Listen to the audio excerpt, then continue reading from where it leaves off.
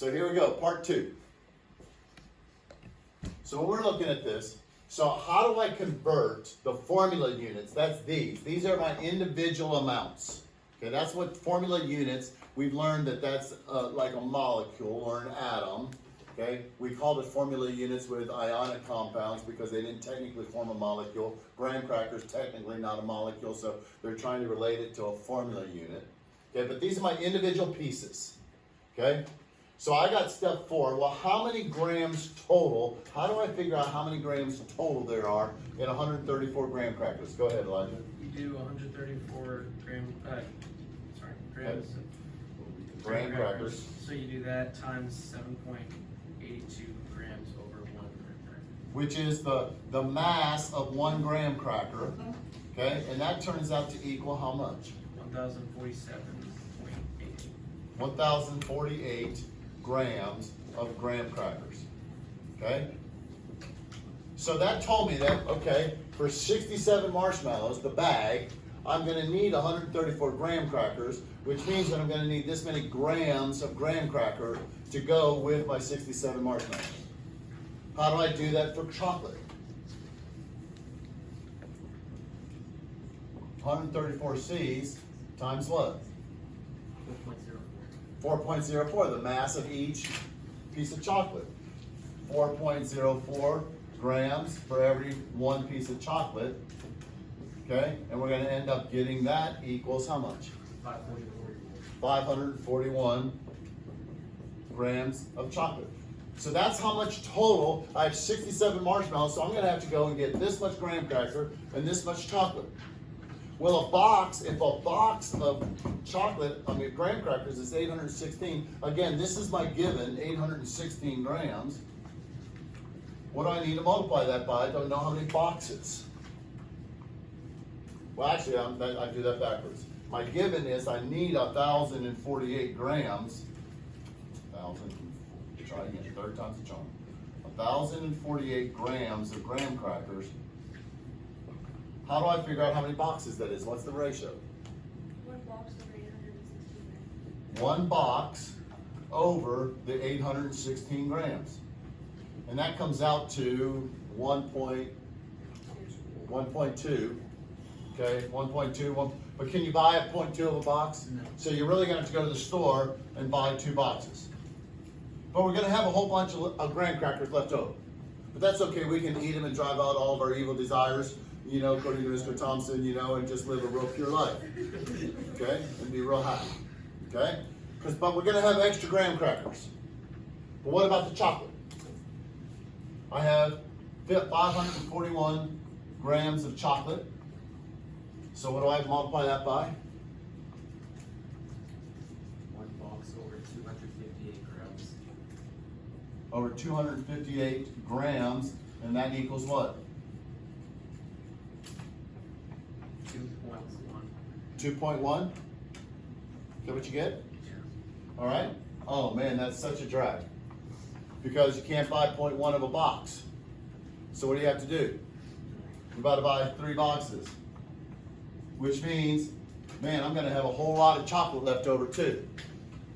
So when we're done making s'mores, how many marshmallows do I have left over? 0. But I got a whole bunch of graham crackers and chocolate left over, but I can't make the s'more anymore because I'm out of marshmallows. Okay? Unfortunately, then I got to take this home, you know, and eat it. But what is our, quote, limiting reactant? What determines how many s'mores we can make? Marshmallows. Doesn't matter how much graham cracker and how much chocolate we have. The marshmallows is what runs out. That's what stops the reaction. Okay? So, given 1 bag of marshmallows, what's the maximum number of s'mores you can make? 67. It doesn't matter, you know, how many. So this is just excess amount. We're going to talk about that in terms of limiting reactant and excess reactant. Okay? But it makes real sense, total sense right here looking at this. So when we have all of that then, okay, we just have to apply this now to a real chemistry problem.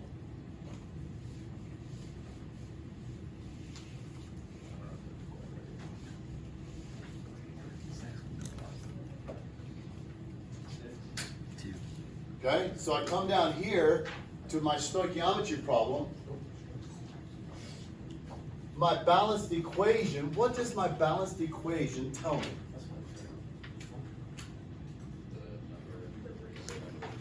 Okay, I'm given 15 grams of this, and I want to know how many grams of that, right?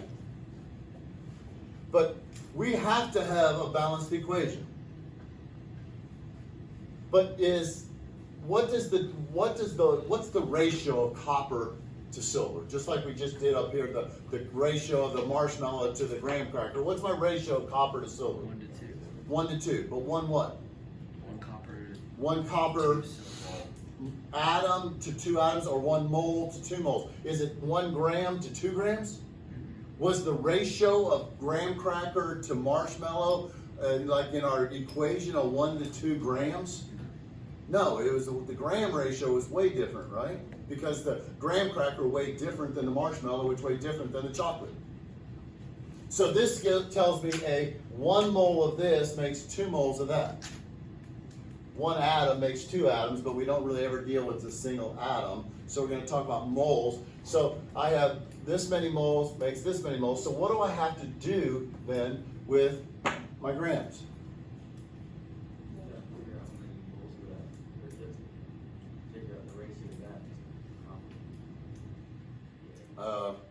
It does have to do with that, but I don't know what he said. Okay, somebody tell me. So if I start with 15 grams of copper, what do I need to change that to? Moles. Moles. How do I do that? The periodic table, right? What about the periodic table? The grams per mole. What do we call that number?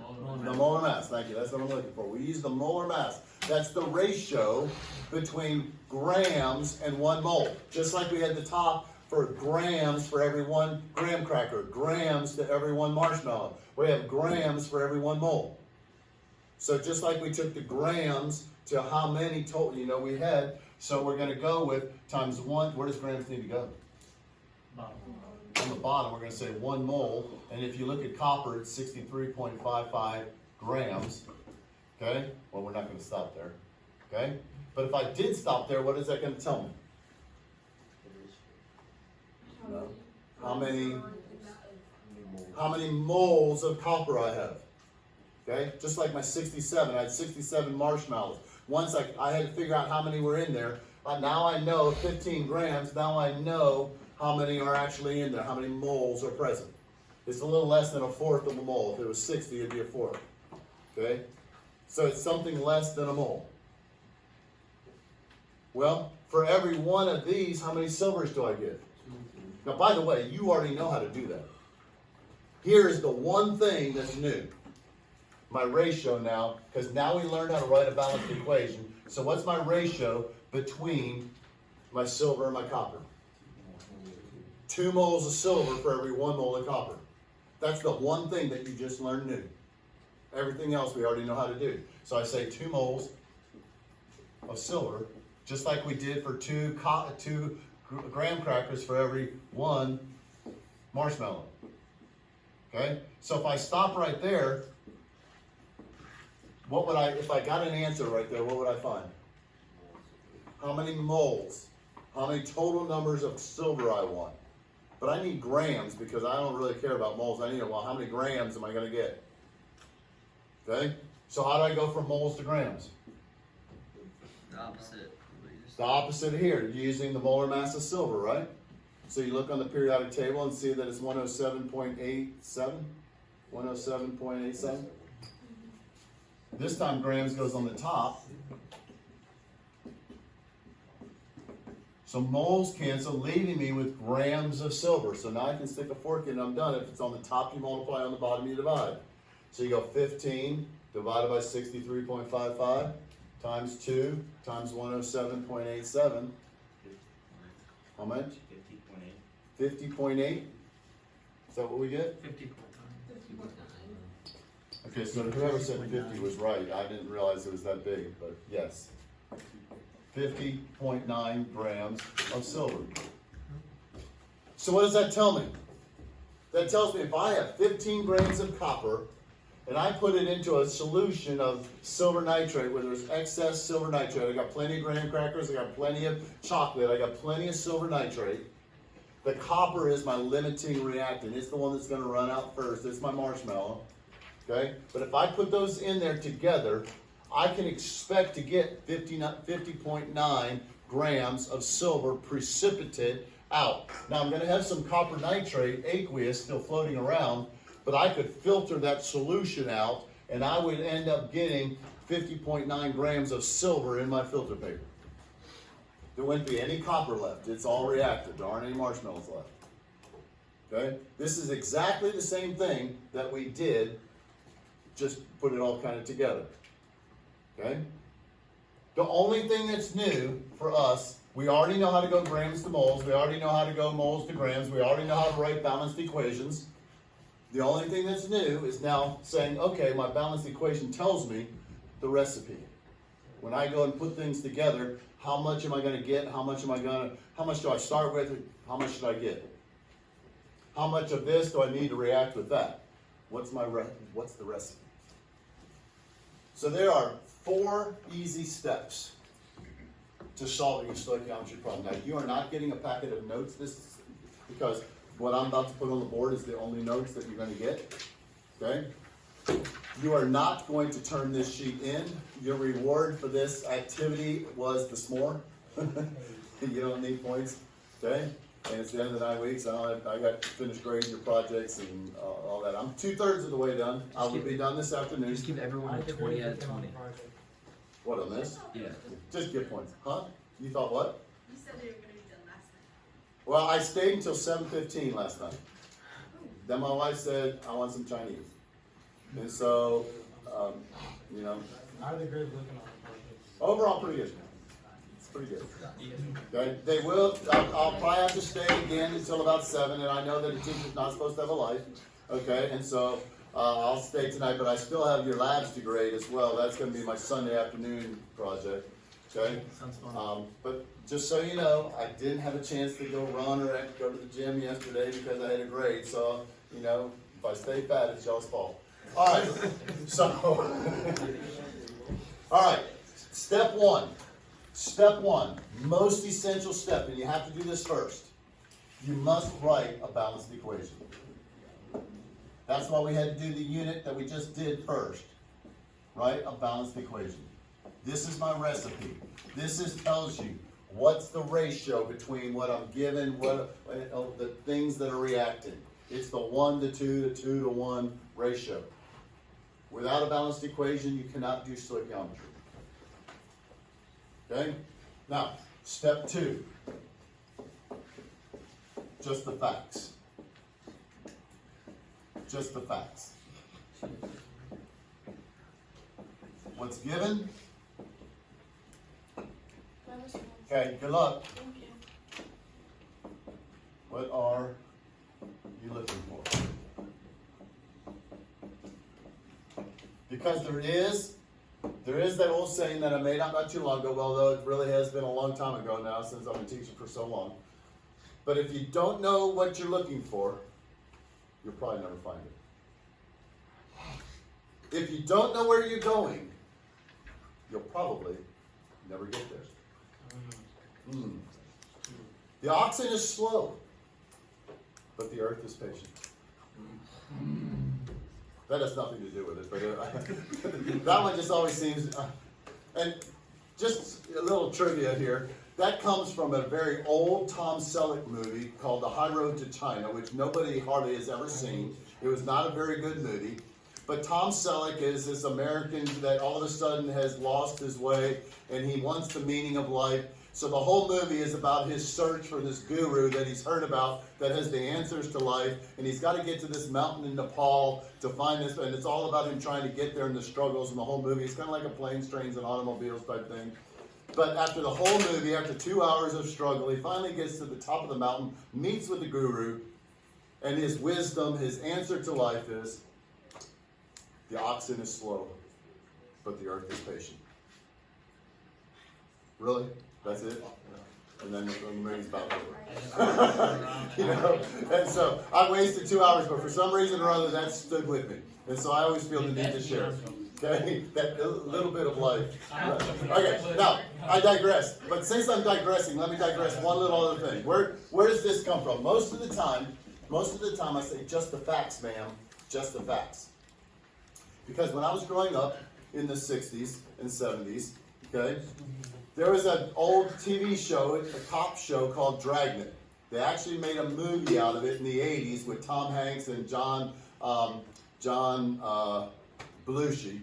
Okay, but in the TV series, these two cops would always go, and a crime was perpetrated, and they were knocking on doors trying to figure out, and they'd always knock on the door of this lady, and there was her son-in-law that was a suspect, and she'd start rambling off on how horrible he was, and they would always stop. This was a line they said in every show: "Just the facts, ma'am, just the facts. I don't need all this other stuff."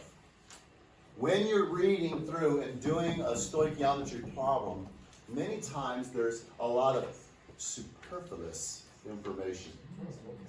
Ooh, good English vocabulary. Superfluous, super meaning above, fluid, superfluous coming from fluent, the same word talking about words, okay? Many words over and above the number of words you need. So there's going to be superfluous, extra information in the problem. You're always going to have to wade through it. What am I given?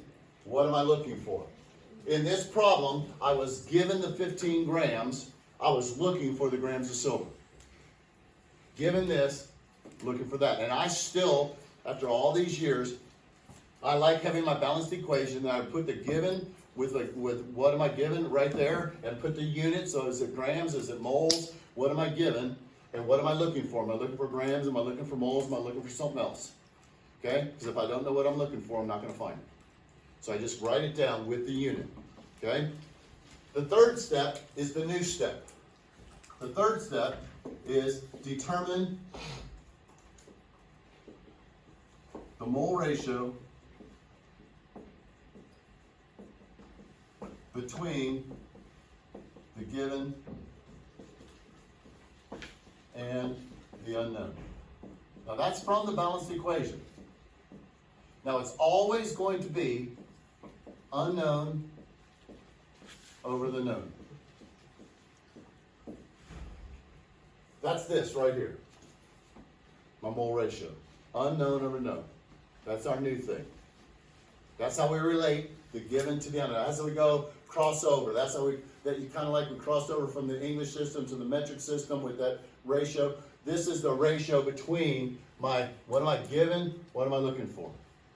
But it's always a mole ratio. So in stoichiometry, we always go to moles, and then we can go over to the unknown, and then from moles we can go back to many different things. And then number 4 is just simply solve the problem.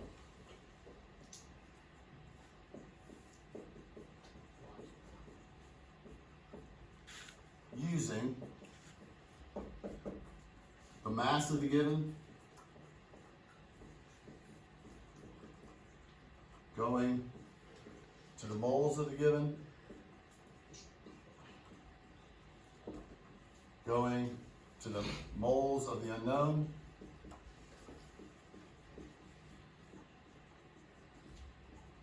to the mass of the unknown.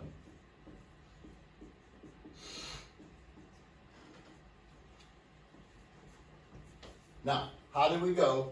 What's the conversion factor between the mass of the given and the moles of the given? How did we go from the mass to the moles of the given? What's the conversion factor? Molar mass. The molar mass of the given. The molar mass of the unknown won't help us at all here. We want the molar mass of what the grams is. Grams and molar mass that have to match each other. Okay? So how did I go from moles of unknown back to mass of unknown, the last step? The given? Oh, the time. How did we go from the moles of the unknown to the mass of the unknown? Mass. The molar mass of the unknown. So this is our one new step right here. We already knew how to do mass to moles and moles to mass. How did I go from moles to moles? Balance equation. The mole ratio from the balanced equation. Now look, I'm going to give you a fancy phrase. And you don't have to write it down if you don't want to, but I just like saying it. Because we can call that mole ratio the stoichiometric factors. The stoichiometric factors. So I'm going to write that out just because it sounds cool to say. Stoichiometric factors, which we're going to say is the mole ratio. And where do we get that mole ratio from? The balance equation. From the balanced equation. Okay? And that's always going to be unknown over known. It's the mole ratio from the balanced equation. Y'all, this is the entire unit right here. Okay? Your test is on Monday. I'm just kidding.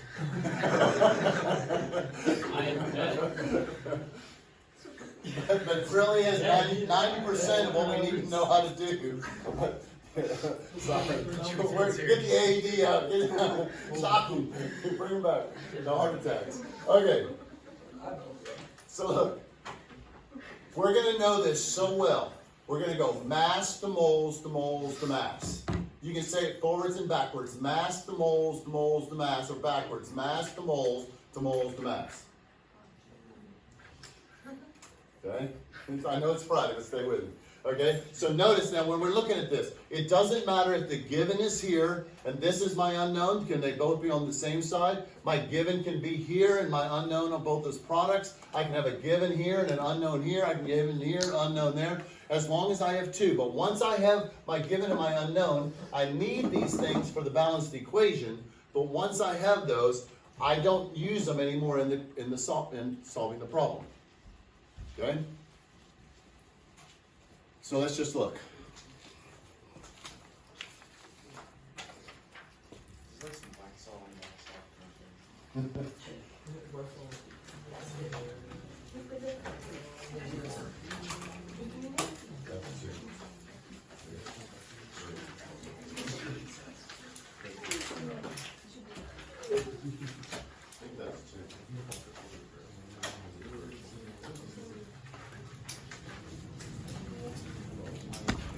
Oh, I just moved the camera.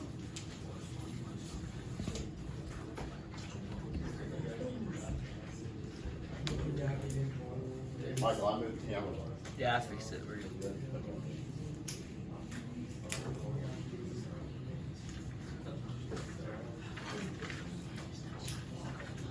Okay, so I'm looking here. Given the following equations, and by the way, this is butane. That's what's in these lighters. Okay, that's the gas. It's a liquid under pressure, but you release the pressure and it turns into a gas, and then we light it. And so this is that reaction right there. Okay, and we did start the fire. So butane plus oxygen. I'm on a roll today. Just call me Butter because I'm on a roll. All right. All right. Butane plus oxygen goes to carbon dioxide water. So what's the ratio between the butane and the oxygen? What's the ratio between butane and oxygen? It's not hard, y'all. What is it? There's a lot of oxygen. No, not these oxygens. O2. 2 to 13. What's the ratio of oxygen to CO2? 13 to 8. 13 to 8. What's the ratio of oxygen to water? 13 to 10. 13 to 10. Remember I said we could do the s'mores, we could figure out the ratio. It didn't matter if it was the 2 to 1 or we could use the 2 to 2. We have the ratio of everything combining in our balanced equation. It doesn't matter what we're comparing. The coefficients tell us that ratio. That is this right here. That's our new thing. That's the one thing we're learning new, and it's from the balanced equation. It's what are the coefficients in front of the given and the unknown. So if C4H10 is my given and CO2 is my unknown, what's the ratio? 2 to 8. 2 to 8. And yes, it's 1 to 4, but don't bother reducing. And when I plug it in right here, I always just plug in whatever the coefficients are. It'll reduce at the end. Okay? Now, if you reduce it and put it in right, that's fine, but that just gives you a chance to mess up. So what is it between C4H10 and water? 2 to 10. Okay? So this is the only thing in this entire unit that's new. Learning that the balanced equation tells us the ratio. We already know how to go from grams to moles. We already know how to do moles to grams. We're just putting it all together.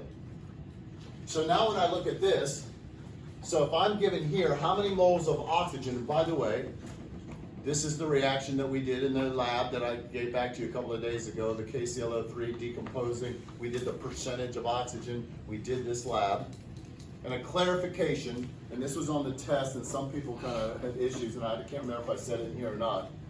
But there's a difference between when we say heating versus burning. If you heat something strongly, you're just adding heat to it. You're not adding anything to it. If it's burning, it'll say KClO3 is burned in the presence of oxygen, or something is burning, combusting, then we're going plus O2.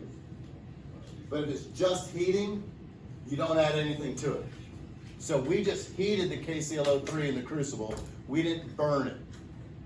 We just heated it. If we burned it, it would have been plus O2.